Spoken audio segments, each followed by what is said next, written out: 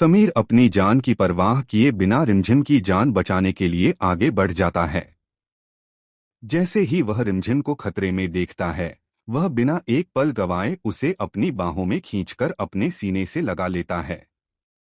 उस समय समीर की आंखों में गुस्सा भी होता है और अपनी रिमझिम को खो देने का डर भी साफ दिखाई देता है।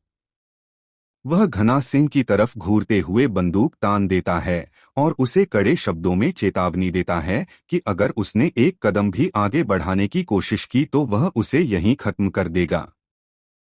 जी हाँ दोस्तों, सीरियल रिमझिम का आने वाला एपिसोड बेहद धमाकेदार और रोमांच से भरा होने वाला है। इस एपिसोड में एक तरफ जहां समीर ने बड़ी मुश्किल से दिया की जान बचा ली है, वहीं दूसरी तरफ उसकी असली जंग अभी बाकी है। क्योंकि रिमझिम अभी भी उस चालाक और निर्दयी कविता की कैद में फंसी हुई है। समीर के लिए अब सबसे बड़ा लक्ष्य सिर्फ एक ही है, किसी भी कीमत पर रिमझिम को कविता की कैद से आजाद करवाना। लेकिन यह काम इतना आसान नहीं होने वाला। कविता सिर्फ एक साधारण अपराधी नहीं है, बल्कि उसकी पहुंच बहुत ऊपर तक है। उसके संबंध इतने ताकतवर लोगों से हैं कि कई पुलिस अधिकारी भी उसके साथ मिले हुए हैं।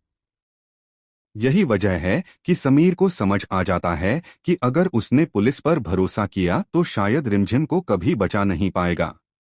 इसलिए वह फैसला करता है कि इस बार वह अकेले ही कविता के ठिकाने पर जाएगा और वहां कैद बाकी मासूम लड़कियों के साथ साथ अपनी रिमझिम को भी आजाद कराएगा। अगले ही दिन समीर अपने भरोसेमंद दोस्त राजवीर के साथ एक नई योजना बनाता है। दोनों तय करते हैं कि वे कविता के ठिकाने पर भेष बदलकर जाएंगे ताकि किसी को शक न हो। समीर इस बार एक अमीर शेख का रूप धारण करता है। नकली दाढ़ी, अलग कपड़े और अलग अंदाज में वह बिल्कुल पहचान में नहीं आता। राजवीर भी उसके साथ पूरी तैयारी करके निकलता है।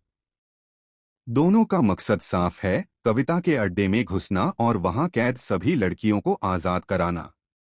लेकिन कहानी में ट्विस्ट तब आता है जब वहां मौजूद अमायरा अपनी बेवकूफ़ी की वजह से पूरा खेल बिगाड़ देती है।